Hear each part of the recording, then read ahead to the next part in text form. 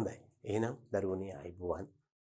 අපි සාකච්ඡා කරන්න යන්නේ මේ උසස් පෙළ කෘෂි විද්‍යාව විෂය නිර්දේශය තුල පවතින 12 වෙනි ඒකකය. මේකට අපි 12 වෙනි නිපුණතාව කිව්වත් කමක් නැහැ. එහෙම නැත්නම් 12 වෙනි යුනිට් එක කිව්වත් කමක් නැහැ. පාඩම තමයි පලිබෝධ හා පලිබෝධ කළමනාකරණය. එතකොට මේ පලිබෝධ හා පලිබෝධ කළමනාකරණය යටතේ අපි කතා කරන්නට යන්නේ අද 6 වෙනි පාඩම පලිබෝධ පාලනය කිරීමට උචිත පලිබෝධ නාශක පිළිබඳවයි. දැන් මේ යටතේ මුලින්ම පොඩ්ඩක් අපි මතක් කරගත්තොත් ළමයි කාටද මේ පලිබෝධය කියන්නේ කියලා. මොකද ඒගොල්ලන්ට මර්ධනය කරන්න යන්නේ. අපි පලිබෝධ කියලා කියන්නේ නැත්තම් අපි පෙස්ලා කියලා කියනවා. කිසියම් වගාවකට එහෙම නැත්තම් ගොවිපල් සතුන්ට එහෙම නැත්තම් මිනිසාගේ සම්පත්වලට එහෙම නැත්තම් ගබඩා කළ ද්‍රව්‍යවලට කිසියම් ආකාරයක ආර්ථික හානියක් සිදු කළ හැකි ඕනෑම ජීවියෙක් තමයි පලිබෝධය කියන්නේ.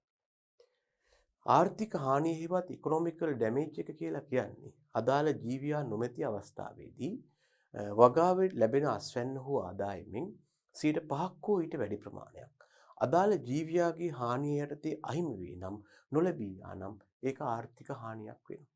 ඒතර මේ ආර්ථික හානියක් සිදු කළ හැකි මේ පලිබෝධ ප්‍රධාන කාණ්ඩ 3කට අපි බෙදා ගන්නවා. මේකෙන් එකකට අපි කියනවා ළමයි සත්ව ආකාරයේ පලිබෝධ කියලා. තව එකක් තමයි වල්පැලෑටි වශයෙන් හඳුන්වන කණ්ඩායම. ඒ වගේම තුන්වන කාණ්ඩයක් හමු වෙනවා අපි කියනවා ශාක වලට රෝග ඇති කරන කට්ටිය. ඒවත් රෝගකාරක කියලා.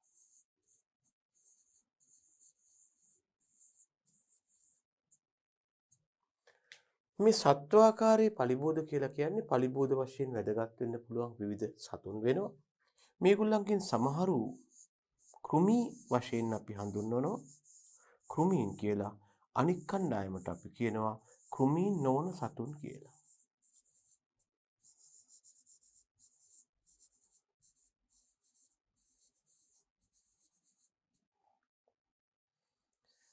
එතකොට මේ කෘමීන් වශයෙන් හඳුන්වන කණ්ඩායම තමයි අපට අපේ අස්වැන්නෙන් විශාල ප්‍රමාණයක් හානි වීමට වග කියන්නේ.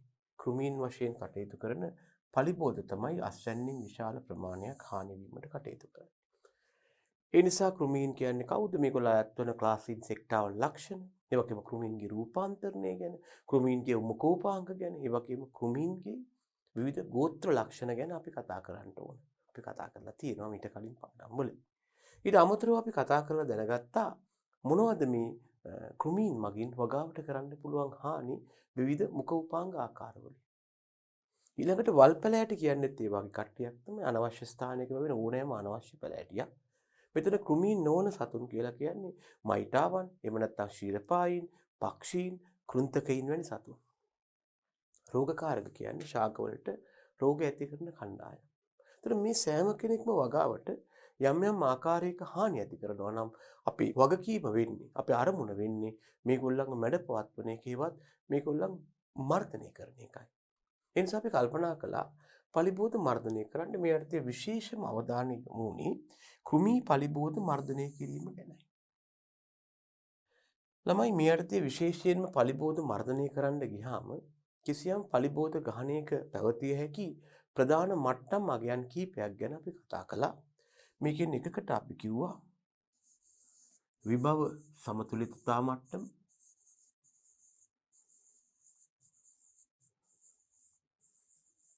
තව එකකට කිව්වා අපි ආර්ථික හානිදායී මට්ටම. තව එකකට කියනවා අපි ආර්ථික දේහලීය මට්ටම. ඒ වගේම තව මට්ටමක් අපිට අර්ථ දක්වන්න පුළුවන් වසංගත මට්ටම කියලා. අපිට එතකොට මේ පලිබෝධ මට්ටම් කිසියම් ආකාරයකට ප්‍රස්ථාරිකව නිරූපණය කරන්නත් හැකියාවක් තියෙන්න ඕන. ප්‍රස්ථාරයේ x අක්ෂය අපි ළමයි කාලය වශයෙන් දක්වමු. ප්‍රස්ථාරයේ y අක්ෂය අපි පලිබෝධ ගහණය වශයෙන් දක්වමු.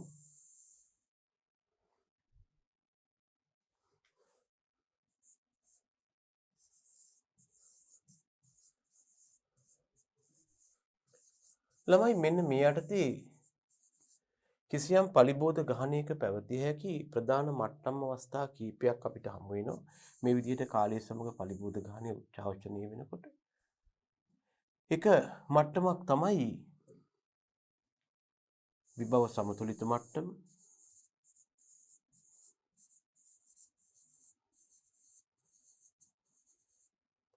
තව එකක් තමයි ආර්ථික හානිදායී මට්ටම. පලිබෝධ ගහනයේ ආර්ථික හානිදායී මට්ටම කරා එළඹීම වළක්වන්නට මර්ධන ක්‍රම යෙදීම ආරම්භ කරන අවස්ථාවට අපි කියනවා ආර්ථික දේහලීය මට්ටම කියලා. ඒ වගේම කිසියම් පලිබෝධ ගහනයක් ඉතා ඉහළ අගයක් දක්වා ගමන් කරලා වගාවට විශාල හානියක් දැනටමත් සිදු වෙලා අවසාන නම් මේකට අපි කියනවා පලිබෝධ ගහනයේ වසංගත මට්ටම කියලා. එතකොට මෙන්න මේ මට්ටම් වලින් අපි පලිබෝධ ගහනය පවත්වා ගන්නේ ආර්ථික හානිදායී මට්ටමට පහළින්. මේ අනුව මර්ධනය කොහොමද කරන්නේ? කොතෙක් දුරට මර්ධනය කරනවාද කියන එක ගැන අපි කතා කළ යුතුව තිබුණා. ඒ ගැන අපි කතා කරලා තියෙනවා. ඒ නිසා පලිබෝධ ගහනයක් මර්ධනය කිරීමේ ප්‍රධාන ක්‍රම නැත්නම් මර්ධන මට්ටම් තුනක් ගැන අපිට කතා කරන්න පුළුවන්. පළවෙනි එක තමයි නිවාරණය, ප්‍රිවෙන්ෂන්. කිසියම් සලකා බලන ක්ෂේත්‍රයකට බාහිරින් පලිබෝධ ඇතුල් වීම පූර්ණව වළක්වනවා. හැබැයි මේක ආර්ථිකත් නැහැ, ප්‍රායෝගිකත් නැහැ. කරන්න විශාල මුදලක් වැය වෙනවා. විශාල මුදලක් වැය කරලා කළා වුණත් මේකේ ලොකු ප්‍රතිලාභයක් නැහැ. දෙවෙනි ක්‍රමයක් ගැන අපි කතා කළා, සමූල ඝාතනය. යම් වගාවක හමු වන පලිබෝධ එකෙක් නෑ අර සියල්ල මර්ධනය කිරීමයි. ආර්ථිකත් නැහැ, ප්‍රායෝගිකත් නැහැ. සුළු පරිමාණව කළ හැකි වුණාට මහා පරිමාණ වගාවකට සමූල ඝාතනය ගැලපෙන්නේ නැහැ, කරන්න බෑ. තුන්වෙනි ක්‍රමයක් ගැන කතා කළා, කන්ට්‍රෝලින් හෙවත් පාලනය ගැන. අපි කියනවා මේ යටතේ යම් වගාවක හමු වන පලිබෝධ ගහනය මේ කියන ආර්ථික හානිදායී මට්ටමට වඩා පහළින් පවත්වා ගන්න. එහෙම නැත්නම් පලිබෝධ ගහනය ආර්ථික හානිදායී මට්ටමට එළඹීම වළක්වනවා. හැබැයි ළමයි මේක එක පැත්තකින් ආර්ථිකයි, අනික් පැත්තෙන් ප්‍රායෝගිකයි. ඒ නිසා අපි මේක තමයි ඉටු කිරීමට තෝරගන්නේ. මොකක්ද? control of pest එවත් පලිබෝධ පාලනය කිරීම. දැන් ළමයි මේ යටතේ පලිබෝධ පාලනය කිරීමට අපට විවිධ උපක්‍රම යොදා ගන්න පුළුවන්. නැත්තම් ප්‍රධාන උපක්‍රම කීපයක් යොදා ගන්න පුළුවන්. ඒකෙන් පළවෙනි උපක්‍රමය අපි හඳුන්වනවා. දැන් මේක තමයි අපි පිළිගන්න ක්‍රමය. පළවෙනි උපක්‍රමය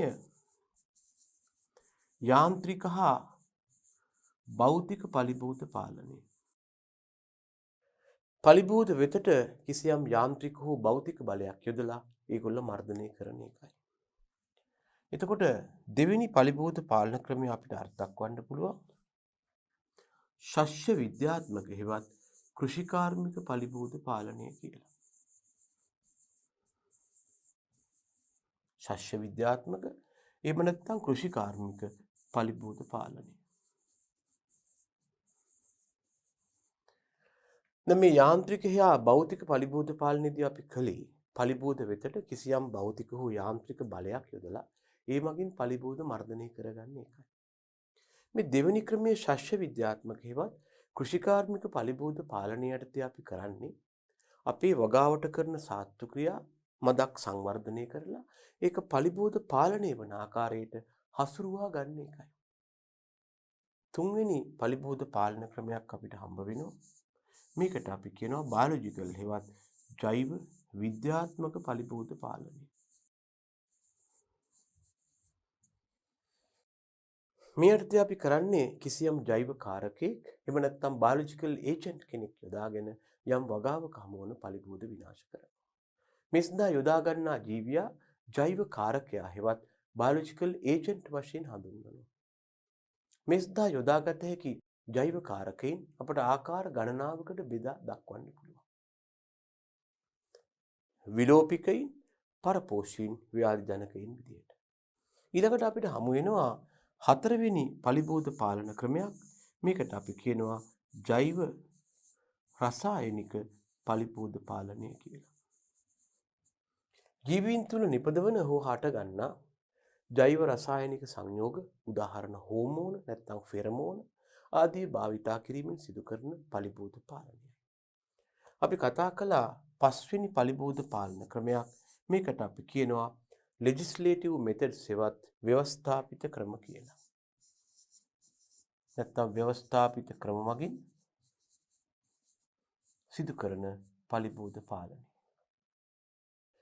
ළමයි මේ යටතේ අපි කළේ නීති රීති හා අනපනත් ඇති කරලා එමගින් වගාවේ හමුවන පලිබෝධ ගහණය පාලනය කළා. මේ යටතේ මුලින්ම අපිට හමු වෙනවා 1924 ඉදිරිපත් කරපු අංක 24 දරන ප්ලාන්ට් කොරන්ටයින් ඇක්ට් එක හෙවත් පැලෑටි සංරක්ෂණ ආඥා පනත. මීට අමතරව විවිධාකාර අනපනත් මගින් අපිට වගාවේ පලිබෝධ පාලනය පිළිබඳව යම් ගයිඩ්ලයින් එකක් ලබා දෙනවා. එතන මේ අර්ථයේ යොදා ගන්න ව්‍යවස්ථාපිත පලිබෝධ පාලන ක්‍රම සමහරු ආකාර දෙකකට බෙදෙනවා. බාහිර නිරෝධායනය එක්ස්ටර්නල් ක්වොරන්ටයින් පිටරට ඉඳලා අපේ රටට රෝග පලිබෝධ වල්පැලෑටි ආදී ඇතුල්වීම වැළැක්වීමට ක්‍රියාත්මක වන නීති රීති හා අනපනත් පද්ධතිය. අනිකට අපි කියනවා ඉන්ටර්නල් ක්වොරන්ටයින් හෙවත් අභ්‍යන්තර නිරෝධායනය. රට තුල ක්‍රියාත්මක වන නීති රීති සමුදාය තමයි මේ යටතට අයත් වෙන්නේ. එතකොට ළමයි මෙන්න මේ ක්‍රම යොදාගෙන අපි ප්‍රධාන පලිබෝධ මාදිලි 3ක් මර්ධනය කළා. මර්ධනය කරන හැටි කතා කළ යුතු වෙනවා. කවුද මේ සෑම ක්‍රමයකදීම කොහොමද කෘමි පලිබෝධ මර්ධනය කරන්නේ? මේ සෑම ක්‍රමයක්ම යොදාගෙන කෘමි පලිබෝධ මර්ධනය කරන්නේ කොහොමද? මේ සෑම ක්‍රමයක්ම යොදාගෙන වල්පැලෑටි මර්ධනය කරන්නේ කොහොමද? මේ සෑම ක්‍රමයක්ම යොදාගෙන වගාවට හානි කරන රෝග හෙවත් රෝගකාරක මර්ධනය කරන්නේ කොහොමද? මේ නිසා මේක ආකාර තුනකට බෙදෙනවා.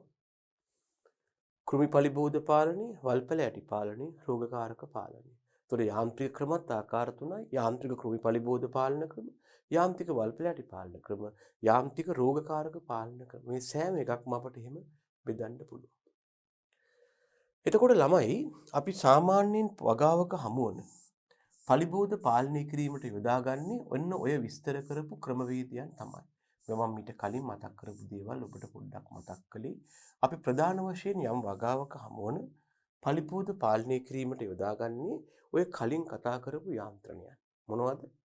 යාන්ත්‍රික හා භෞතික පලිබෝධ පාලනය, ශස්‍ය විද්‍යාත්මක පලිබෝධ පාලනය, ජෛව විද්‍යාත්මක පලිබෝධ පාලනය, ජෛව රසායනික පලිබෝධ පාලනය, නීති රීති හා අනපනත් හෙවත් ව්‍යවස්ථාපිත පලිබෝධ පාලනය. නමුත් යම් අවස්ථාවක ඔය කතා කරන්නා වූ යාන්ත්‍රණයන් මගින් අපට වගාවක හමු වන පලිබෝධ පාලනය කරන්න බැරි නම් අපි එනවා ඊළඟ යාන්ත්‍රණයට. ඒකට අපි කියනවා ළමයි රසායනික පාලනය හෙවත් අපි ඉංග්‍රීසියෙන් කියනවා කෙමිකල් කන්ට්‍රෝල් කියලා. මේකට අපි ඉංග්‍රීසියෙන් කියනවා ළමයි කෙමිකල් කන්ට්‍රෝල් කියලා.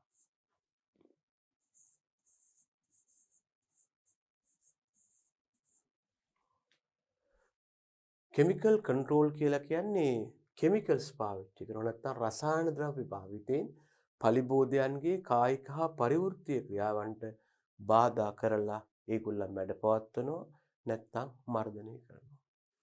කෙමිකල්ස් හෙවත් රසායන ද්‍රව්‍ය භාවිතයෙන් පලිබෝධයන්ගේ කායික ක්‍රියා ඒගොල්ලන්ගේ ගොඩනැගීමේ හා බිඳහෙලීමේ ක්‍රියා නැත්නම් දේහවල සිදුවන ක්‍රියාවන්ට බාධා කරලා ඒගොල්ලන් මැඩපවත්වනවා. මේ සඳහා පොදුවේ යොදා ගන්න ද්‍රව්‍ය වලට අපි කියනවා පෙස්ටිසයිඩ්ස් හෙවත් පලිබෝධ නාශක කියලා. මේවට සමහරු ඇග්‍රොකෙමිකල්ස් නෙවත් කෘෂි රසායන කියලාත් කියනවා. පොදුවේ පලිබෝධයයි කියා ගන්නා කවුද ළමයි? කෘමි, ඒ වගේම වල්පැලෑටි, ඒ වගේම ශාක වලට රෝග ඇති කරන කට්ටිය හෙවත් රෝගකාරක. මර්ධනය කිරීමට පොදුවේ යොදා ගන්න සංයෝග වලට අපි කියනවා පලිබෝධ නාශක කියලා. එතකොට පොදුවේ මේවට කියනවා ඒ නිසා පෙස්ටිසයිඩ්ස් හෙවත් පලිබෝධ නාශක කියලා. හරිද ළමයි? ඊළඟට දැනගන්න භාවිතාව අනුව නැත්තම් මොකටද යොදාගන්නේ කාව මර්ධනය කරන්නද යොදාගන්නේ යූසේජ් එකේවත් භාවිතාව අනුව මේ පලිබෝධ නාශක අපට ප්‍රධාන ආකාර තුනකට බෙදන්න පුළුවන්. මේකෙන් එක්කෙනෙකුට අපි කියනවා කෘමි නාශක.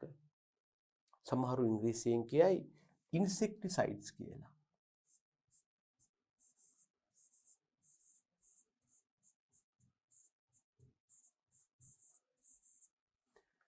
යම් වගාවක හමුවන පලිබෝධ පාලනය කිරීමට යොදා ගන්නා රසායන ද්‍රව්‍ය ඉන්සෙක්ටිසයිඩ්ස් ඒවත් කෘමිනාශක වෙනවා. යම් වගාවක හමුවන වල්පැල ඇටි විනාශ කිරීමට යොදා ගන්නා රසායනික සංයෝග වීඩිසයිඩ්ස් ඒවත් වල් නාශක වෙනවා.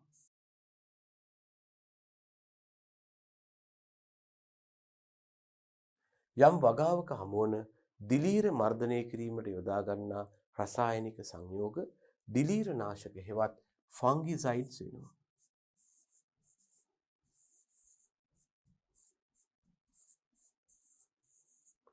මේ නිසා වගාවක ඉන්සෙක්ටිසයිඩ්ස් ඉන්න පුළුවන්, වීඩිසයිඩ්ස් ඉන්න පුළුවන්, ෆංගිසයිඩ්ස් ඉන්න පුළුවන්. මේ ගැන තමයි අපි කතා කරන්න යන්නේ. අපි ඉස්සෙල්ලම කතා කරනවා කෘමි නාශක හෙවත් ඉන්සෙක්ටිසයිඩ්ස් ගැන. මොකක්ද කියන්නේ? යම් වගාවක හමු වන කෘමීන් මර්ධනය කිරීම සඳහා යොදා ගන්නා රසායන ද්‍රව්‍ය වලට අපි කියනවා කෘමි නාශක කියලා. මොකටද පාවිච්චි කරන්නේ? වගාවේ හමු වන කෘමීන් මර්ධනය කරන්න. මේ තියෙන්නේ ඒ වාගේ කෘමීන්ගේ හානියට ලක් වූ වගාවන් කීපයක්. මෙන්න තියෙනවා ඉන්සෙක්ටිසයිඩ්ස් ඇප්ලයි කරනවා. දැනගන්න මේ කෘමිනාශක අතර අධික විවිධත්වයක් පවතිනවා. කෘමිනාශක අතර තියෙනවා එක එක විදිහේ තත්වයක්. ඒකට අපි කියනවා විවිධත්වයක් කියලා.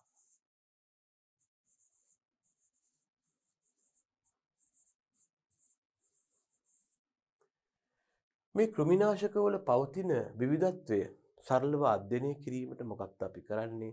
අපි කෘමිනාශක සඳහා ක්ලැසිෆිකේෂන් එකක් හෙවත් වර්ගීකරණයක් ඉදිරිපත් කරනවා. මෙන්න මේකට අපි කියනවා කෘමිනාශක වර්ගීකරණය.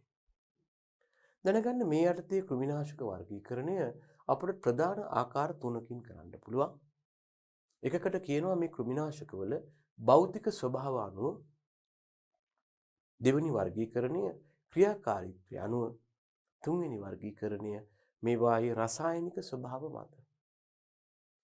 ඇයි මෙම වර්ග කිරීමක් කරන්නේ? කෘමිනාශකවල පවතින අධික විවිධත්වයක්. මේ විවිධත්වයේ සරලව අධ්‍යයනය කිරීමටයි අපි කෘමිනාශක සඳහා වර්ගීකරණයක් ගොඩනගලා තියෙන්නේ. එහෙනම් අපි ඉස්සෙල්ලම බැලුවොත් ළමයි මොකක්ද මේ භෞතික ස්වභාව මත කෘමිනාශක වර්ගීකරණය කියලා කියන්නේ? සමහරු කියයි මේකට ෆිසිකල් ක්ලැසිෆිකේෂන් කියලා. භෞතික ස්වභාවයේ මතයි වර්ගීකරණය ගොඩනගලා තියෙන්නේ. සමහරු කියයි ෆිසිකල් ක්ලැසිෆිකේෂන් කියලා.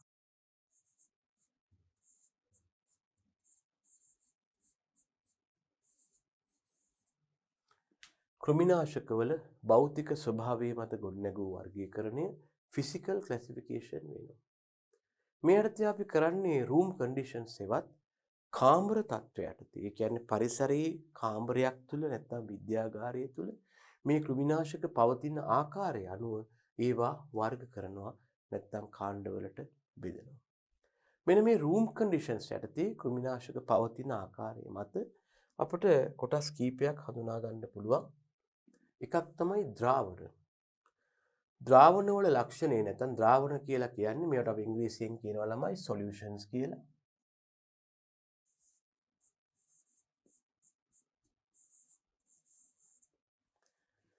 කෘමිනාශක වර්ග කළ හැකි එක ආකාරයක් තමයි භෞතික වර්ගීකරණය. ඊයටදී හමුවන එක භෞතික කාණ්ඩයක් තමයි ද්‍රාවණ. මොකක්ද මේ ද්‍රාවණ වල ස්වභාවය? මේවා රූම් කන්ඩිෂන්ස් එවත් කාමර තත්ත්වයටදී දියර වශයෙන් පවතින්නේ. මේවා තියෙන ලික්විඩ් ෆෝම් එකේ නැත්නම් දියර වශයෙන්. එතකොට දැනගන්න මේ කෘමිනාශකයක තියෙනවා ළමයෝ ද්‍රාවකයක් හා ද්‍රව්‍යයක්. මොකද අපි දන්න දෙයක් තියෙනවා ද්‍රාවණයක් කියලා කියන්නේ. ද්‍රාවණයක් කියලා කියන්නේ ප්‍රධාන සංඝටක දෙකක එකතුවක්. ද්‍රාවණීය සමානයි ද්‍රාව්‍ය ධන ද්‍රාවකය. අපට කියන්න පුළුවන් solution is equal to solute plus solvent කියලා. solution කියන්නේ ද්‍රාවණය, ඒකේ ඉන්නවා ද්‍රාව්‍යයක් හා ද්‍රාවකයක්. ද්‍රාව්‍ය කියලා කියන්නේ ළමයෝ දියවීමට ලක් වුණු දේ. ද්‍රාවකය කියන්නේ ඒ දේ දිය කිරීමට යොදාගත්ත මීඩියා එක නැත්නම් මාධ්‍ය. අපි ගත්තොත් ද්‍රාවණයක් වශයෙන් ලුණු ද්‍රාවණයක් ගන්නකො. salt solution එකක් ගන්න. ලුණු ද්‍රාවණයක්.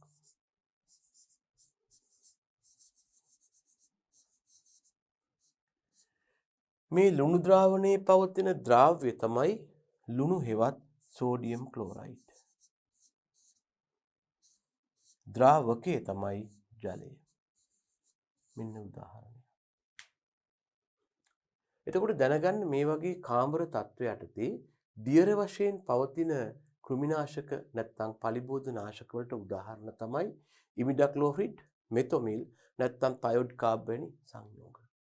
මේවා කාමර තත්ත්වය යටතේ ලික්විඩ් ෆෝම් එකකින් තමයි තියෙන්නේ. ඒකයි අපි මේවට ද්‍රාවණ කියලා කියන්නේ. හරිද? එහෙනම් ඊළඟ භෞතික අවස්ථාව මත හමු වන කාණ්ඩයට අපි කියනවා තෛලෝද සාන්ද්‍ර නැත්නම් සාන්ද්‍ර තෛලෝද නැත්නම් ඉමල්ෂන් කන්සන්ට්‍රේට් එහෙම නැත්නම් EC කියලා. මෙන්න මෙහෙම ප්‍රශ්නයක් තියෙනවා ළමයි. සමහර කෘමිනාශක හෝ සමහර පලිබෝධනාශක ගත්තහම මේ පලිබෝධනාශකයේ ක්‍රියාකාරී ද්‍රව්‍ය නැත්නම් ද්‍රාව්‍ය හිවත් පලිබෝධ මරා දමන එක්කෙනා තෙල් වර්ගයක්. මේක තමයි ද්‍රාව්‍ය වෙන්නේ. මේ තෙල් දිය කිරීමට අපි යොදා ගන්නා ද්‍රාවකයේ වන්නේ කවුද? ජලය. ඒ කියන්නේ අපි දිය කිරීමට යොදා ගන්න එක්කෙනා නෙමෙයි. දැනගන්න අපිට වෙළඳපොලෙන් තනිකරම කෘමිනාශක පමණක් නැත්නම් ඇක්ටිව් ඉන්ග්‍රීඩියන්ට් හෙවත් කෘමිනාශක විතරක් මිලදී ගන්න බෑ. අපි කෘමිනාශක මිලදී ගන්නකොට ක්‍රියාකාරී ද්‍රව්‍ය හෙවත් කෘමීන් හෝ පලිබෝධ මරා දැමීමට යොදා ගන්න ද්‍රව්‍ය කිසියම් මාධ්‍යයක දිය කරලා තමයි අපිට කඩින් බෝතලයක් වශයෙන් දෙන්නේ. එතකොට 100%ක්ම තනිකර කෘමිනාශක දෙන්නේ මේ උග්‍ර විෂ. එහෙම පරිහරණය කරන්න බෑ. ඒතකොට දැනගන්න සමහර කෘමිනාශකවල ක්‍රියාකාරී ද්‍රව්‍ය තෙල් වර්ගයක් වෙනකොට ඒක කඩේදීම දිය කරලා තියෙන ඇසුරුමට දාලා තියෙන යොදා ගන්න ද්‍රාවකයේ ජලය වෙනවා.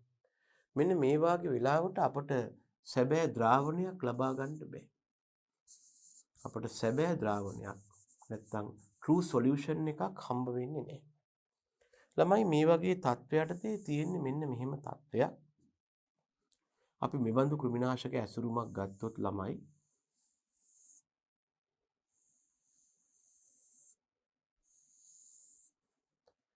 මේකේ ද්‍රාවකයේ වශයෙන් ක්‍රියා කරන ජලයේ යටට බහැලා තියෙන්න පුළුවන්. එයාගේ ඝනත්වය වැඩි නිසා. ඒ වගේම ද්‍රාව්‍ය වශයෙන් ක්‍රියා කරන ක්‍රියාකාරී ද්‍රව්‍ය එහෙම නැත්නම් කෘමිනාශක මේක උඩ පාවෙන්න පුළුවන් මේ විදිහට. අපිට ලැබෙනවා මෙන්න මේ වගේ තත්ත්වයක්. එතකොට මේක සැබෑ කෘමිනාශක ඇසුරුමක් හෙවත් මිශ්‍රණයක් වෙන්නේ නැහැ. මේ වාගේ වෙලාවට මේ ද්‍රාව්‍ය මේ ද්‍රාවක මාධ්‍ය තුල අහඹු ලෙස විසිරී යාමට අපි මේකට එකතු කරනවා කිසියම් ආකාරයක සංඝටකයක්. අනේ එයාට තමයි අපි කියන්නේ තෛලෝද කාරකය කියලා. අන්න එයාට තමයි අපි කියන්නේ තෛලෝද කාරකය හෙවත් ඉමල්සිෆයර් කියලා. කිසියම් කෘමිනාශකයක ද්‍රාව්‍ය ක්‍රියාකාරී ද්‍රව්‍ය ද්‍රාවකය ජලයේ වූ විට මේ දෙක එකිනෙක මිශ්‍ර වෙන්නේ නැහැ. ඒතර මේ දෙක එකිනෙක හොඳින් මිශ්‍ර වීමට මේක මැදට දාන එක්කෙනාට අපි කියනවා ඉමල්සිෆයර් කියලා.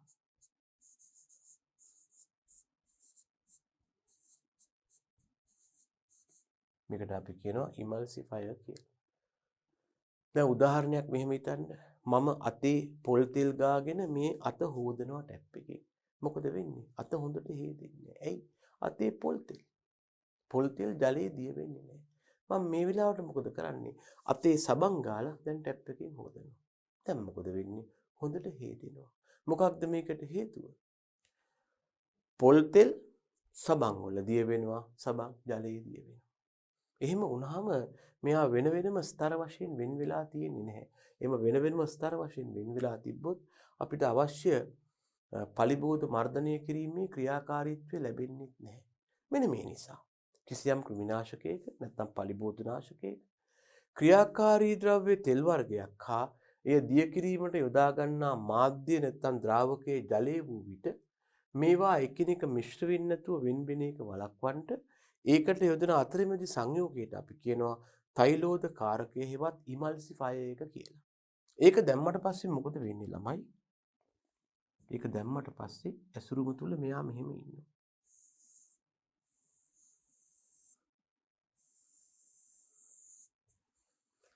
ළමයි මෙයා තනි ද්‍රාවණයක් බවට පත් වෙලා මේ තනි ද්‍රාවණය තුල ද්‍රාවකාංශු මෙහෙම තියෙනවා. ඒ අතරම ක්‍රියාකාරී ද්‍රව්‍ය වෙච්චි තෙල් අංශුත් මෙහෙම විසිරී පවතිනවා. මොකද මේ තත්වයට පත් කළේ තෛලෝද කාරකය හෙවත් ඉමල්සිෆයර් මත. එතකොට මේකට වඩා මෙහෙම තියෙන කෙනෙක් වඩා ඉෆෙක්ටිව් හෙවත් වඩා ක්‍රියාශීලී වෙනවා. එයාට වඩා හොඳින් පලිබෝධ මර්ධනය කරන්න පුළුවන් වෙනවා. සිද්ධිය පැහැදිලිද? අනේ ඒ සඳහා යොදන අතරමැදි සංයෝගයට අපි කියනවා තෛලෝද ස්ථායි කාරකය නැත්නම් තෛලෝද කාරකය කියලා. ඒ වගේ ඉමල්සිෆයර් එකක් හෙවත් තෛලෝද කාරකයක් යෙදු පලිබෝධනාශක වලට අපි කියනවා සාන්ද්‍ර තෛලෝද හෙවත් ඉමල්ෂන් කන්සන්ට්‍රේට්ස් කියලා. දැන් මේකට උදාහරණ තමයි මේ දක්වලා තියෙන්නේ ක්ලෝරොෆයිනෝල්, ෆෙන්තියෝන්, ෆෙන්වරේට්, ෆෝමතියෝන්, කාබෝසල්ෆාන්, ඔක්සිඩෙමිටෝන්, ප්‍රොපොක්ස, ක්විනල්ෆොස්, ප්‍රිමිෆොස් මීතයිල්. මේකට උදාහරණ සංයෝග වෙනවා. මේවා හුඟක් වෙලාවට පාවිච්චි වෙනවා අදට. ඊළඟ කණ්ඩායමට අපි කියනවා තෙත් කළ හැකි කුඩු නැත්නම් වෙටබල් පවුඩර්ස් කියලා. මෙතෙන්දි වෙලා තියෙන්නේ ඉතාසියුම් කෘමිනාශකාංශු මැටි අංශු එක්ක කලවම් කරලා තියෙනවා. එතකොට මේක අපි තනිකර කෘමිනාශක නෙමෙයි මැටි හෝ කිරි මැටිත් එක්ක කලවම් කරලා තියෙන්නේ. මේක ද්‍රාවණයක් බවට පත් කරලා අපි වගාවට යොදනවා. හැබැයි ඔහොම වගාවට යොදාගෙන යනකොට ළමයි සමහර වෙලාවට මේකේ තියෙන සංඝටක අඩියට බහිනවා. මේකට අපි කියනවා මේක අවක්ෂේප වෙනවා කියලා. මේ தත්ත්වය වළක්වන්න මොකද කරන්නේ? යොදන අතරතුර අපි අකණ්ඩව මේක මික්ස් කරනවා, ෂේක් කරනවා, හොලවනවා, කලවම් කරනවා. මෙන්න උදාහරණ බියුරොෆ්‍රෙසින්, ඒ වගේම කාබරිල් නැත්නම් සල්ෆර්. සල්ෆර් කියලා කියන්නේ ගෙන්දගම් තමයි. මෙයා එක පැත්තකින් දිලීර නාශකයක් වශයෙන් යොදාගන්නවා. ඔන්න අපි කතා කළා වෙටබල් පවුඩර්ස් ගැන. ඒ වගේ තව එක්කෙනෙකුට අපි කියනවා ද්‍රාව්‍ය කුඩු කියලා. නැත්නම් soluble powders කියලා කියනවා. ළමයි මේවා සම්පූර්ණයෙන්ම ජලයේ දිය වෙනවා. අපි ඒ නිසා මේවා ද්‍රාවණ විදිහට නැත්නම් solutions විදිහට වගාවට යොදනවා. උදාහරණයක් තමයි එසෙෆේට් එහෙම නැත්නම් මෙතොමිල් කියන කට්ටිය. තව පලිබෝධනාශක කණ්ඩායමක් හම්බ වෙනවා ඩස්ට් හෙවත් කුඩු. මේවා ක්‍රියාකාරී කෘමිනාශක වශයෙන්මයි තියෙන්නේ. එතකොට මේවා මේ ක්‍රියාකාරී කෘමිනාශකය සියුම් හා අක්‍රීය මැටි කුඩුත් එක්ක කලවම් කරලා තියෙනවා. උදාහරණයක් තමයි කෙಒලීන් වැනි මැටි වර්ග. කෙಒලීන් වැනි මැටි වර්ගත් එක්ක මේක කලවම් කරලා තියෙනවා. උදාහරණ තමයි ප්‍රිමිෆොස් මීතයිල්, එහෙම නැත්නම් ගෙමැක්සේන්, එහෙම නැත්නම් ඇක්ටලික් වැනි කෘමිනාශක. මේවා අපි ඩස්ටර් කියන උපකරණය මගින් නිකන් කුඩු වලාවක් විදිහට නිකන් දුමාරයක් වගේ හූ ගාලා කුඩු ටිකක් වගාවට යොදනවා. එතකොට මේක දුමාරයක් බවට පත් වෙලා වඩා හොඳින් පැතිර යන්න තමයි මේකට අක්‍රීය සියුම් කුඩු වර්ග දාලා තියෙන ඔය කෙಒලින් වගේ මැටි කුඩි වගේ දේවල්. ඒතර මේක නිකන් පියරු පෙට්ටියක් පවුඩර් පෙට්ටියක් හැලුවා වගේ හැමතැනම දුමාරයක් වගේ පැතිරලා යනවා. ඊළඟ කණ්ඩායමට අපි කියනවා ළමයි කැට හෙවත් ග්‍රැනියුල්ස්. මේක හදන ක්‍රම දෙකක් තියෙනවා. එකක් තමයි අපි ගන්නවා ළමයි කිරිමැටි. කිරිමැටි කියලා කියන්නේ අක්‍රීය ද්‍රව්‍යයක්. මේ කිරිමැටි අංශු අරගෙන ඒක වටා අපට පුළුවන් මේ කෙමිකල් එක දවටන්න. කෙමිකල් එක කෝට් කරන්න. මේක ක්‍රමයක්. දෙවෙනි ක්‍රමේදී අපි සමහර වෙලාවට කරනවා මොකක්ද? දෙවෙනි ක්‍රමේදී අපි කරන්නේ ඉස්සෙල්ලා පලිබෝධනාශක අංශුවක් අරගෙන දෙවනුව ඒක වටේ කිරිමැටි කෝට් කරනවා. කිරිමැටි ආලේප කරනවා. ඊළඟට මේ කැට පලිබෝධනාශක වශයෙන් අපට විකුණන්න පුළුවන්. මේවා හුඟක් වෙලාවට වගාවට යොදන්නේ කැට විදිහටයි. අපි කැට විදිහට මේ කෘමිනාශක වගාවට යොදපුවාම මේවා හුඟක් වෙලාවට ජලයේ සහිත කුඹුරු වලට දාන්න පුළුවන්. ඒකට කුඹුරේ අඩියට බහැලා ක්‍රමානුකූලව දිය වෙනවා. එහෙම නැත්නම් සමහර වෙලාවට අපිට මේවා පසට දාපුවාම ක්‍රමානුකූලව යම් කාලයක් පසේ රැඳෙනවා. ඒ රැඳෙන අතරම පසේ තියෙන තෙතමනේ මෙයා දිය වෙනවා. දිය වෙලා ද්‍රාවණයක් බවට පත් වෙලා ශාක මගින් උරා ගන්නවා. උරාගෙන ශාක තුල යම් කාලයක් පවතිනවා. එතකොට මේ කාලය තුල ශාකයේ මත යැපෙන්න දෙන කට්ටිය මේ මගින් මර්ධනය වෙනවා. උදාහරණයක් බෙන්ෆියුරකාබ්, කාබෆියුරාන්, ඩයිසිනෝන්, තව කෙනෙක් තමයි හරි ජනප්‍රිය කෙනෙක් කුරේට කැට වශයෙන් වගාවට යොදන්නේ. ෆියුරඩෑන්,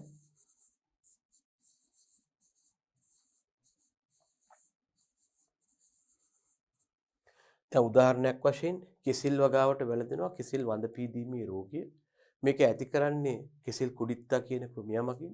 මෙයාගේ විද්‍යාත්මක නාමය පෙන්ටලෝනියා නිග්‍රනවෝසා. මේ කිසිල් වඳ පීදීම වළක්වන්න අපි කරන දෙයක් තියෙනවා. මොකක්ද? මේක වෛරස් රෝගයක් බව ඇත්තයි.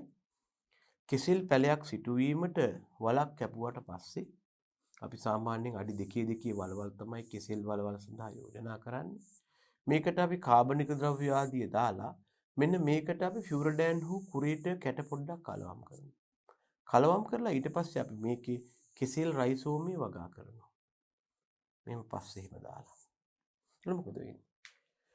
මේ ෆියුරඩෑන් හා කුරේට ඉස්සෙල්ලම මේ කාබනික ද්‍රව්‍ය සහිත පසේ නැත්තම් මේ ජලයේ දිය වෙනවා. දිය වුණාට පස්සේ කිසිල් ශාකය උරාගන්නේ මේ කුරේට මිශ්‍ර ජලය. ඉතින් ශාකයෙන් මේ කුරේට මිශ්‍ර ජලය උරාගත්තට පස්සේ මොකද වෙන්නේ? මේක මුළු ශාකයේ පුරාම පැතිරී යනවා. ඒතකොට ශාක යුෂයේ මේ කුරේට හෙවත් ෆියුරඩෑන් යම් කාලයක් පවතිනවා. මෙන්න මේ කාලය තුල අපි ගත්තොත් එහෙම කෙසෙල් කුඩිත්තා අපි කියවා විද්‍යාත්මක නාමය පෙන්ටලෝනියා නිග්‍රනවෝසා කියලා.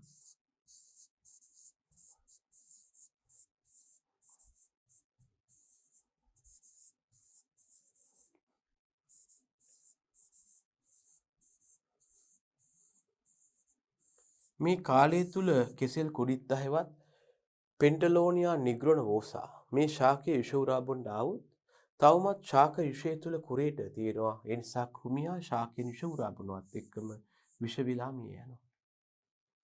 මෙන්න මේකට තමයි අපි කියන්නේ ළමයෝ කුඩු වශයෙන් නැත්නම් කැට හේවත් ග්‍රැනියුල්ස් වශයෙන් පලිබෝධනාශක යොදනවා. මේදී අපි කරන්නේ කැට හේවත් ග්‍රැනියුල්ස් ආකාරයෙන් තමයි දාන්නේ. ඒක පාංශු ජලයේ දිය වෙලා තමයි ශාක මකින් උරාගන්නේ. හරිද ළමයි? මේ වගේ තව එකක් තමයි ඇම හේවත් බේට්. මේක ඇත්තටම පලිබෝධය ආකර්ෂණය කරන ආකාරයේ වූ පලිබෝධයක් කැමති හේවත් රුචි ආකාරයේ සංඝටක වෙනවා. මේවා අපි වගාවේ තනින් තන තිබ්බහම මොකද වෙන්නේ? මේකට ආකර්ෂණය වන පලිබෝධ මිය යනවා. මේක හුඟක් වෙලාවට කෘමීන්ටත් වඩා බහුලව අපි යොදාගන්නේ ගොළු බෙල්ලන් එහෙම නැත්නම් මීයන් මර්ධනය කරන්න. දැන් උදාහරණයක් වශයෙන් අපි ගත්තොත් මේ ඇන්තූරියම් වගාවට, මල් වගාවට, ගෙවතු වගාවට, තවාන් පාලනයේට ගොළු බෙල්ලන් මගින් විශාල හානියක් සිද්ධ වෙනවා. ඉතින් ගොළු බෙල්ලන් මර්ධනය කිරීමට අපට හැම තබන්න පුළුවන්. මේ සඳහා වෙළඳපොළෙන් අපට පුළුවන් නිකන් කියන්නේ මෙටල්ඩිහයිඩ් නම් රසායනිකය මිලදී ගන්නට. මේක ඇල්ඩිහයිඩයක්. මේක සමහර වෙලාවට කඩේ වාණිජ නම වශයෙන් මෙටා බේට් කියලා විකුණනවා.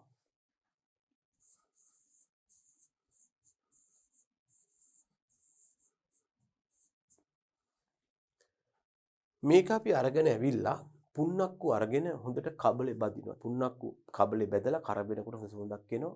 ඒ සුවඳට මේ පලිබෝධය ආකර්ෂණය වෙන්නේ. මේකට අපි සහල් නිවුඩුත් කලවම් කරනවා. කලවම් කරලා කුඩා ගුලි බවට පත් කරනවා. ඒ පත් කරද්දි මොකද කරන්නේ? ඒකට මෙටල්ඩිහයිඩ් කලවම් කරනවා. කලවම් කරලා මේ ගුලි අපි තවානේ හෝ අපේ ඇන්තූරියම් වගාවේ නියමිත දුරකින් තියෙනවා. මේක රාත්‍රී කාලේ තියෙනවා. වැස්සේ නැත්තම් අවුලක් නැහැ. පහුදා උදේ බලද්දී අපිට පේනවා මේවා කාලා ගොළු බිල්ල මැරිලා ඉන්නවා. මෙන්න මේකට අපි කියනවා ඇම තැබීම කියලා. සිද්ධිය පැහැදිලි. මේ තියෙන්නේ ගොළු බෙල්ලන් සඳහා මෙටල්ඩිහයිඩ් පාවිච්චි කරනවා. මේකටම තමයි අපි කිව්වේ මෙටාබේට් කියලා.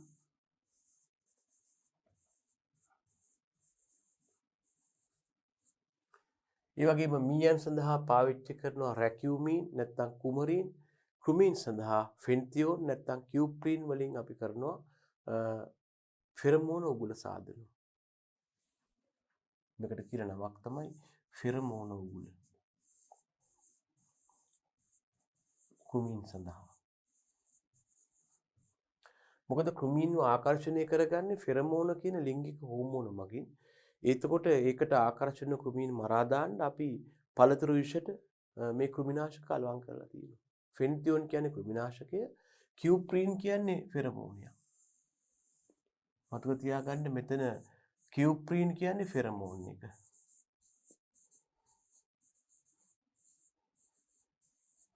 එතකොට මෙතන ෆෙන්තියෝන් කියලා කියන්නේ කෘමිනාශකය.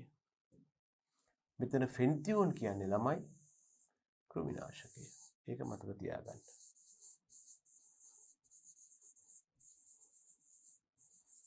අපි මේ ෆෙන්තියෝන් හා ෆෙරමෝනය කලවම් කරලා මේක සමහර වෙලාවට ඔය පළතුරු විෂ තියෙන ද්‍රව්‍ය වලට දාලා පළතුරු විෂ ඇත්ත විෂ අරගෙන දාලා අපි වගාවේ තනින් තන තියෙනවා. ෆෙරමෝන් වලට ආකර්ෂණය වන ක්‍රුමීන් ඇවිල්ලා මේ පළතුරු විෂ මත යැපෙන්න උත්සාහ කරන ෆෙන්තියෝන් සහිත ඒ මගින් ඒගොල්ලෝ මැරෙනවා. මේකට අපි කියනවා ෆෙරමෝන් ට්‍රැප් එකක් හෙවත් ෆෙරමෝන උගුලක් කියලා. ඊළඟට තවත් පලිබෝධ මර්ධනය කිරීමේ ක්‍රමයක් තමයි ධූමකාරක සංයෝග හෙවත් වාෂ්පශීලී සංයෝග භාවිතා කරන එක. මෙතෙන්දී අපි කරන්නේ කිසියම් වහපු හෙවත් සංවෘත පරිසරයක් තුළ වාෂ්පශීලී සංයෝග සංසරණය වෙන්න සලස්වනවා. එතකොට ඒ මගින් අපි පලිබෝධ පාලනය කරනවා. මේක බහුලවම යොදා ගන්නවා අපි බීජ ගබඩාවල, ඒ වගේම තවාන් වල සහ පස ජීවාණුහරණය කරන්න. දැන් අපි සමහර වෙලාවට ඔය තේ වගාවේ පාර්ශ්ව ජීවාණුහරණයේදී මේ වගේ උපක්‍රමයක් යොදා ගන්නවා ළමයි. අපි මේ විදිහට තේ වගාව සඳහා යොදා ගන්නා තවාන් පස් මෙහිම ගොඩ ගහනවා යම් ස්ථානයක. අපිට මේ තවාන් පස් තේ පැල හිටවන බඳුන් වලට දාන්නයි කල්පනාව. හැබැයි ඊට කලින් මේකේ ඉන්න විෂ බීජ මර්ධනය කරන විශේෂයෙන්ම වල් පැල බීජ, ඒ වගේම වටපණුහානි. මේ සඳහා අපි කරන්නේ මේ විදිහට රෝපණ මාධ්‍ය විදිහට පස් අරගෙන ගොඩ ගහනවා. ගොඩ ගහලා ළමයි මේක ආවරණය වෙන්න අපි කැන්වස් හෝ ටාපොලින් රිද්දක් දානවා මෙහෙම. නිකන් අර හැංගි මුත්තා සෙල්ලමට වාගේ මේක වහනවා කැන්වස් හෝ ටාපොලින් රිද්දකින්.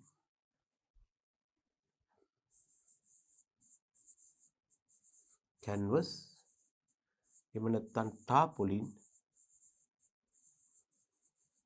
රිද්ද. මේක ඉහළ යන එක සුළඟේ යන එක වළක්වන්න ඔබට පුළුවන් මෙතෙන්ට ගඩොල් කැට ආදීන් බර දාන්නත් ඕන.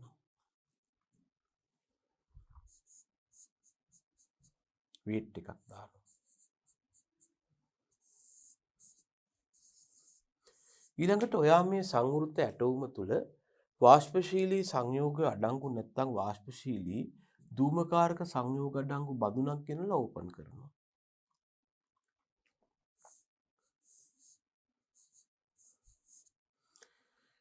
මේවා තුළ මේ ධූමකාරක වාෂ්පශීලී සංයෝග තියෙන අධික පීඩනයක් යටතේ මේකේ මූඩි අරපු හැටි මේ අධික පීඩනයක් යටතේ පවතින වාෂ්පය මේ හැම තැනකම ගමන් කරලා සමහර වෙලාවට පස් තුලින් පවා ගමන් කරනවා.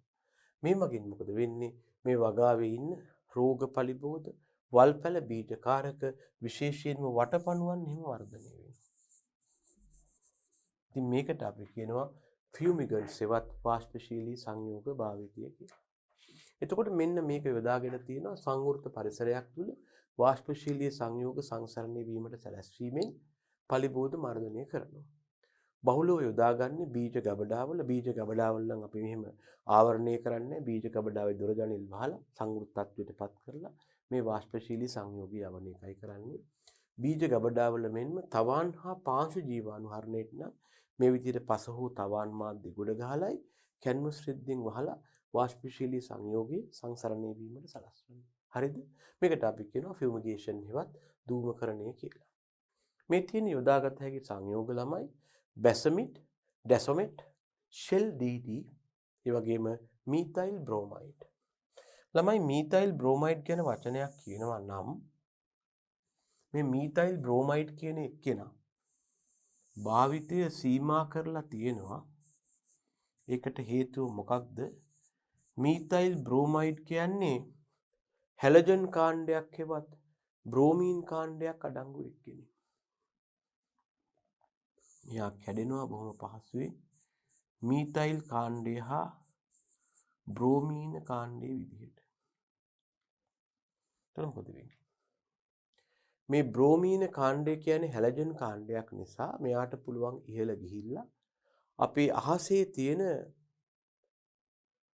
ඕසෝන් වියනට හානි කරන්න. ඒ මගින් ඕසෝන් වියන බිඳ වැටෙනවා. ළමයි අපි මේක නැත්තම් ඕසෝන් වියනට හානි කරන ක්‍රියාවෙන් වැළැක්වෙන බවට ජාත්‍යන්තර සම්මුති වලට අසං කරලා තියෙනවා.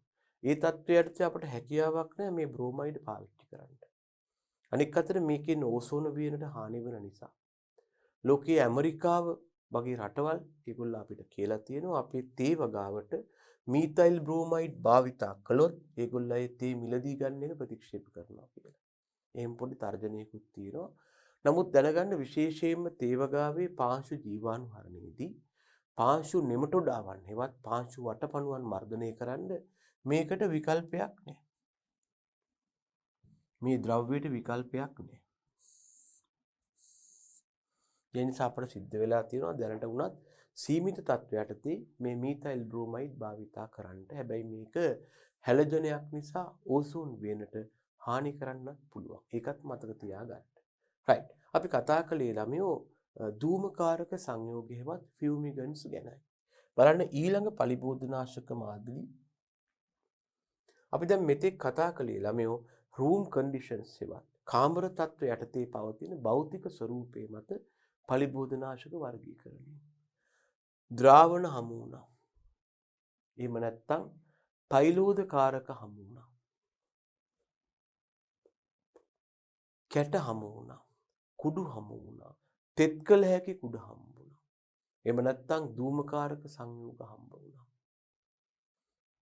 මේ වාගේ විවිධ ආකාරයේ අපිට භෞතික ස්වરૂපයේ මත පලිබෝධනාශක වර්ග කළ හැකි වුණා. මෙන්න දෙවන වර්ගීකරණය මේකට අපි කියනවා ක්‍රියාකාරීත්වය අනුව පලිබෝධනාශක වර්ගීකරණය. මේකට අපි ඉංග්‍රීසියෙන් කියනවා mode of action කියලා. කොහොමද මේ පලිබෝධය මරා දාන්නේ කියන එකයි. mode of action.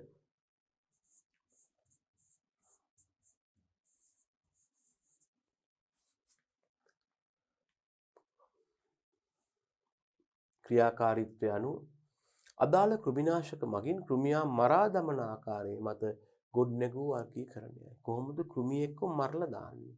ඒක තමයි සලකා බලලා තියෙන්නේ.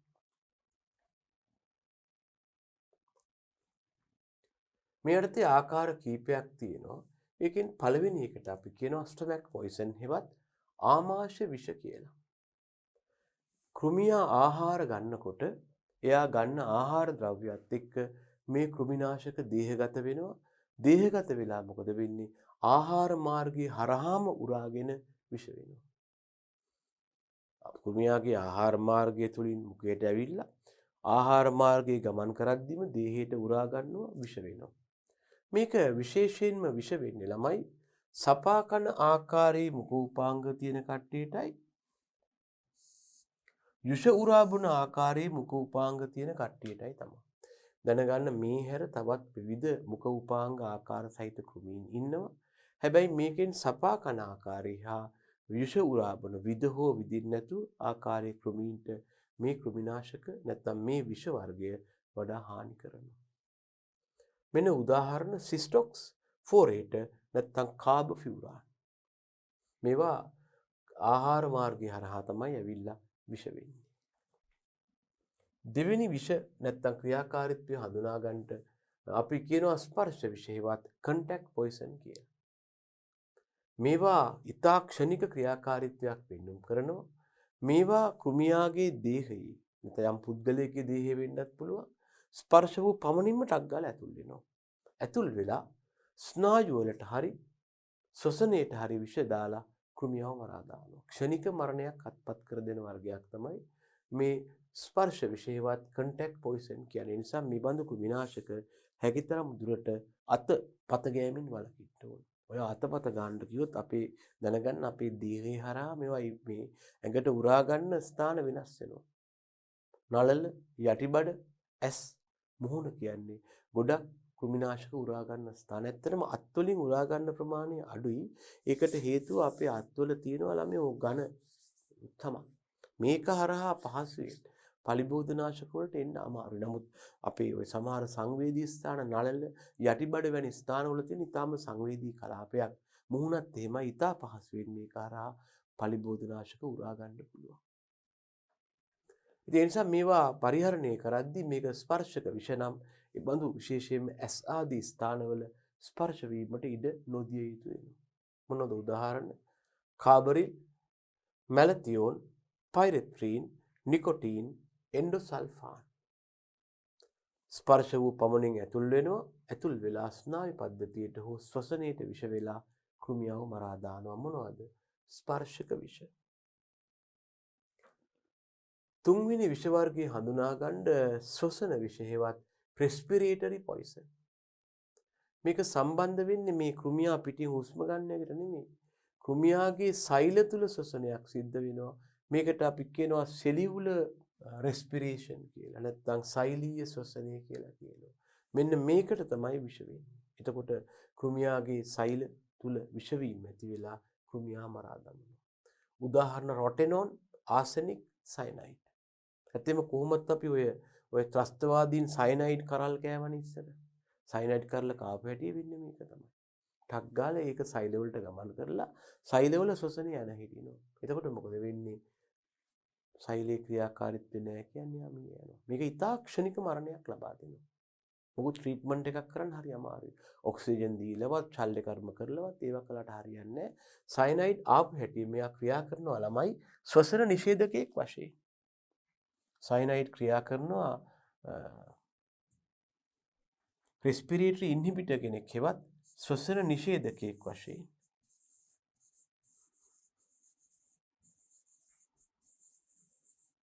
ඒ නිසා එයා ටක් ගාලා ගිහිල්ලා අපේ දේහයේ පවතින සෛලවල වෙන වෙනම ශ්වසනය වළක්වනවා. දැනගන්න විශේෂයෙන්ම මොළයේ සෛලවලට ශ්වසනය නැවතුන හැටි මොකද වෙන්නේ? ටක් ගාලා මොළයේ සෛල මැරෙනවා. මෙන්න මේකට අපි කියනවා ළමයි brain death එකක් කියලා. මොළයට අධික හානියක් වුණොත් මොළය මිය යනවා. මේකට අපි කියනවා brain death එකක් කියලා. ඊට පස්සේ යාගේ අනිකුත් කොටස් සජීවී වෙන්න පුළුවන්. හැබැයි වැඩක් නෑ. යාගේ brain එක මැරිලා යාව අපට පවත්වා ගන්න බැරි වෙනවා. ඒකෝ මේ වගේ තත්ත්වයක් මේ කෘමිනාශක මගින් නැති කරන්න පුළුවන්. ඒකට අපි කියනවා ශ්වසන විෂ නැත්නම් respiratory poison කියලා. උදාහරණ තමයි මේ සයනයිඩ්, ආසනික් වගේ දේවල්. ඊළඟ එක්කෙනාට අපි කියනවා සංස්ථානික විෂ, එහෙම නැත්නම් පරිසර්පණීය විෂ. මේවට සමහරු කියනවා systemic poison කියලා, සමහරු කියනවා translocative poison කියලා. මේවා අපි කෙලින්ම වගා ශාක වලටයි දාන්නේ. වගා ශාකයේ ඒක උරා ගන්නවා. පත්‍ර හරහා, මුල් හරහා කොහෙන් හරි උරා ගන්නවා. උරාගෙන යම් කාලයක් ශාකයේ තුල තියෙනවා. කිසියම් කාලයක් සඳහා දින 14ක් වූ යම් කාලයක් සඳහා ශාකයේ පවතින තරල අතර යුෂ අතර මේ කෘමිනාශකය තියෙනවා. එතකොට මොකද වෙන්නේ? මේ කාලය තුල කෘමීන් ඇවිල්ලා ශාක යුෂයේ මත යකුණොත් ඒගොල්ලෝ මිය යනවා. ඒකේ බරපතලකම තමයි මේ වගේ සංස්ථානික කෘමිනාශක යොදවුවාම මේවා යම් කාලයක් තියෙනවා කියලා කියන්නේ මේ යම් කාලයේ මැක්සිමම් උපරිමව දින 14ක් වෙනවා. මේක පරීක්ෂණ මගින් මේගොල්ලෝ හොයා බලනවා. මීට වඩා වැඩි කාලයක් පලිබෝධනාශකයේ කොච්චර ඉෆෙක්ටිව් වුණත් කොච්චර ක්‍රියාශීලී වුණත් දින 14ට වඩා වැඩි රැඳීමේ කාලයක් නැත්නම් period of retention අපි ලබා දෙන්නේ.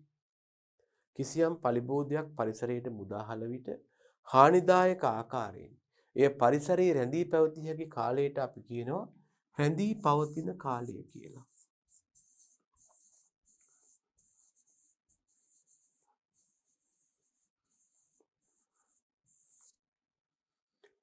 එතකොට දැනගන්න කිසියම් කෘමිනාශකයක රැඳී පවතින කාලය උපරිම දින 14කට සීමා වෙන්න ඕන.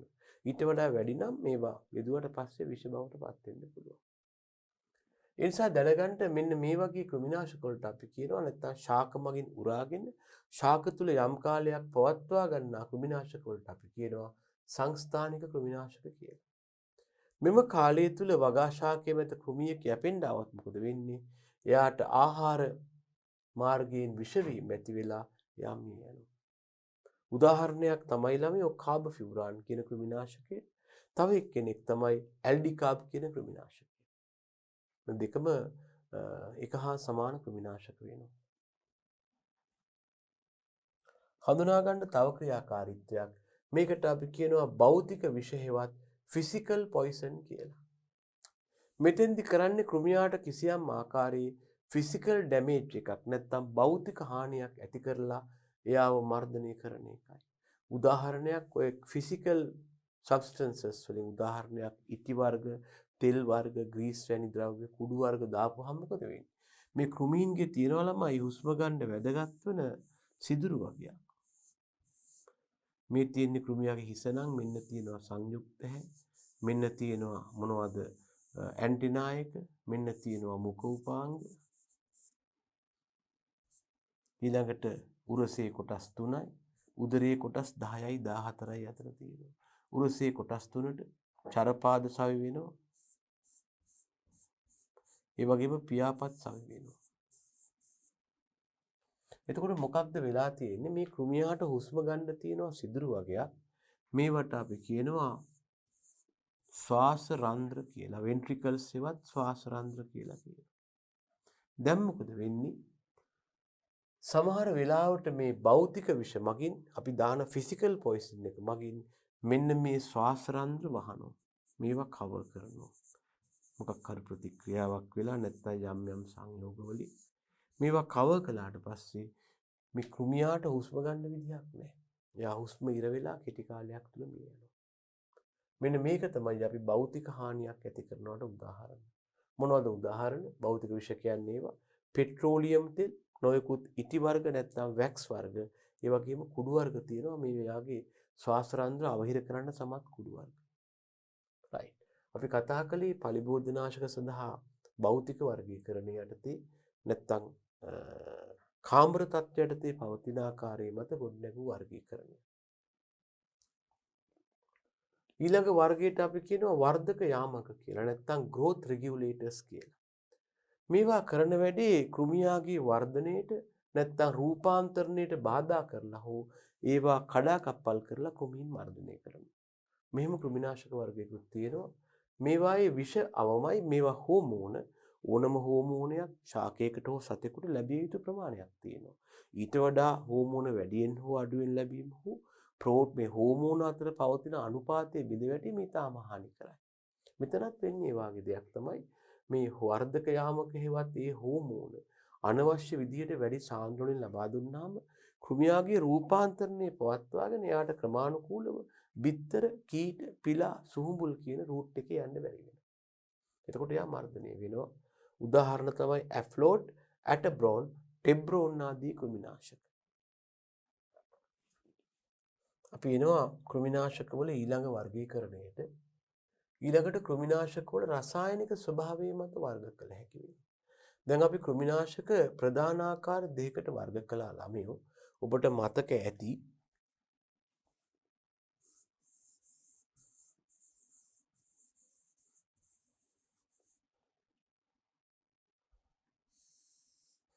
අපි කෘමිනාශක වර්ග කළ එක ආකාරයක් උනේ භෞතික වර්ගීකරණය. නැත්නම් අපි කිව්වා ෆිසිකල් ක්ලාසිෆිකේෂන් එක කියලා. මේ යටතේ අපි කලේ කාම්බර තත්ත්වය යටතේ කෘමිනාශක පවතින වර්ග ආකාරයේ මත වර්ග කරපු එකයි. ද්‍රාවණ, තෛලෝද සාන්ද්‍ර, කැට, කුඩු, තෙත් කළ හැකි කුඩු, ඇම, ධූමකාරක සංයෝග ආදී වශයෙන් වර්ග කළා. මොනවද? කෘමිනාශක සඳහා භෞතික වර්ගීකරණය.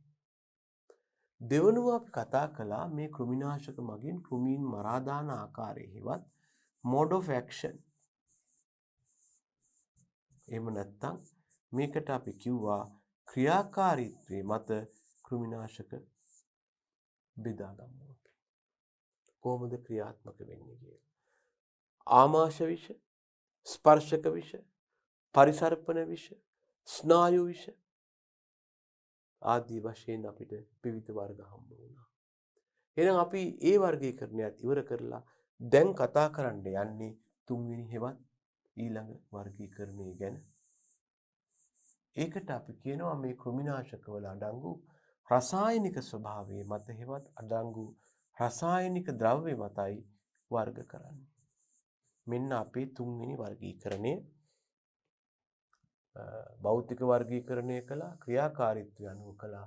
තුන්වෙනි එක තමයි මේ දක්වලා තියෙන රසායනික ස්වභාවය මත වර්ගීකරණය. මේකට සමහරු කියනවා ළමයි chemical composition එහෙම නැත්නම් chemical nature කියලා. chemical composition රසායනික සංයුතිය.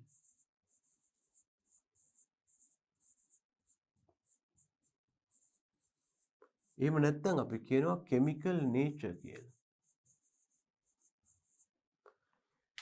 ඒක මොන වගේද කියන එක මත මෙයාගේ රසායනික ස්වરૂපයේ මත අපට කෘමිනාශක වර්ග කරන්න පුළුවන්.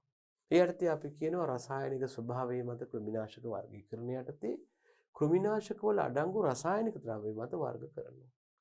මේ අඩංගු කෙමිකල්ස් හෙවත් රසායනික ද්‍රව්‍ය මත අපට කෘමිනාශක ප්‍රධාන ආකාර කීපයකට බෙදන්න පුළුවන්. මොනවද මේ මත අපට කෘමිනාශක බෙදන්න පුළුවන් ආකාර කීපය? එකක් තමයි අකාබනික සංයෝග. මේවට සමහරු කියනවා ළමයි ඉනෝගෙනික් කම්පවුන්ඩ්ස් කියලා.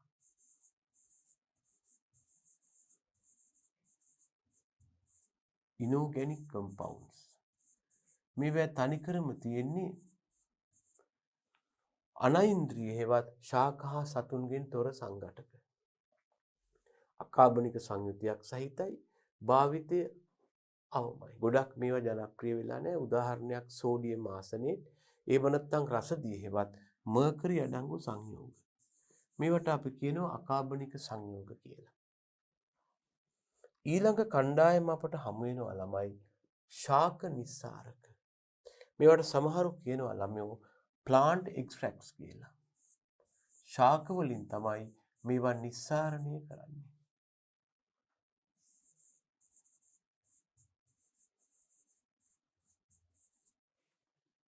ස්වභාවික වැඩන ශාක වලින් නිස්සාරණය කරපු කෘමිනාශක වලට අපි කියනවා ශාක නිස්සාරක කියලා. මේ යටතේ හමුවන උදාහරණ කීපයක් දක්වන්න පුළුවන් ශාක නිස්සාරක වලට. නිකොටින්, එහෙම නැත්නම් පයිරෙත්‍රීන්, එහෙම නැත්නම් රෙටිනෝල්, එහෙම නැත්නම් කොටිනින්. ළමයි මේවා නිපදවා ගන්න විවිධ ශාක වර්ග වලින්. දැන් බලන්න නිකොටින් කියන්නේ දුම්කොළ ශාකයෙන් නිපදවා ගන්නා කෘමිනාශකයක්. මොකද්ද දුම්කොළ ශාකයේ විද්‍යාත්මක නාමය? නිකොටියානා ටැබෑකම්. දුම්කොළ වල විද්‍යාත්මක නාමය නිකොටියානා ටැබෑකම් වෙනවා.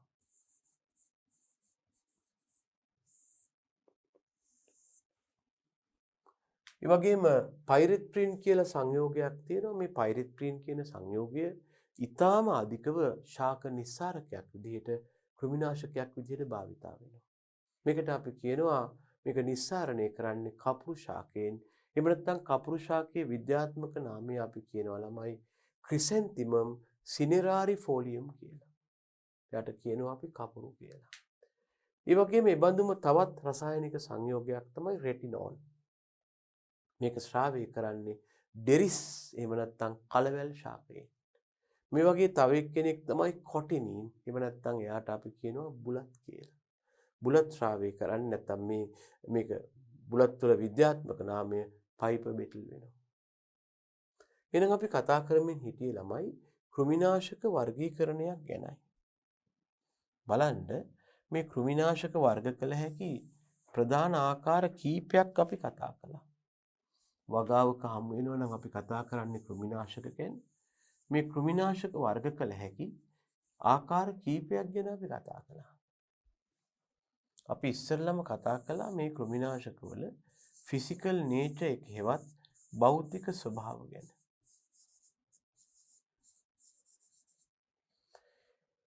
ඒ යටතේ ද්‍රාවණද නැත්නම් සාන්ද්‍ර තෛලෝද තෙත් කළ හැකි කුඩු කැට ධූමකාරක සංයෝග හැම ආදී වශයෙන් භෞතික වර්ගීකරණයක් ආවා.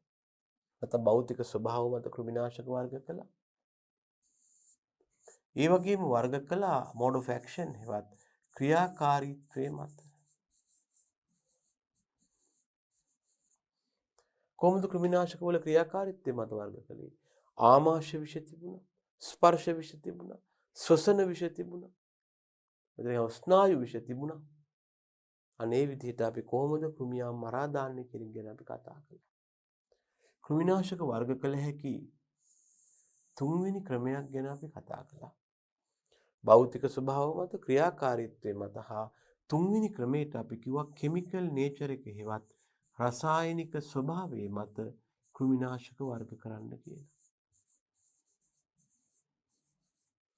ළමයි මේ කෘමිනාශක වල පවතින රසායනික ස්වභාවය මත අපට පුළුවන් එක පැත්තකින් මේ කෘමිනාශක වර්ග කරනකොට මෙන්න මේ විදිහට ආකාර දෙකක් ගැන අපි කතා කළා. එක්කෙනෙක් අකාබනික කෘමිනාශක අනික එක්කෙනා අකාබනික සංයෝග කිව්වා. ඊළඟ එක්කෙනා ශාක නිසාරක. ඊළඟ එක්කෙනා තමයි අපිට හමු වෙන කාබනික කෘමිනාශක. එහෙම නැත්නම් අපි දැන් මේ වෙනකොට කතා කරලා ඉවරයි කෘමිනාශක වර්ග දෙකක් ගැන. එකක් තමයි අකාබනික කෘමිනාශක, අනික තමයි ශාක නිසාරක. මීට අමතරව අපිට හමු වෙන්න පුළුවන් වෙනත් කෘමිනාශක වර්ග. එහෙනම් ඒ කෘමිනාශක ගැන අපි ඉදිරියේදී සලකා බලමු.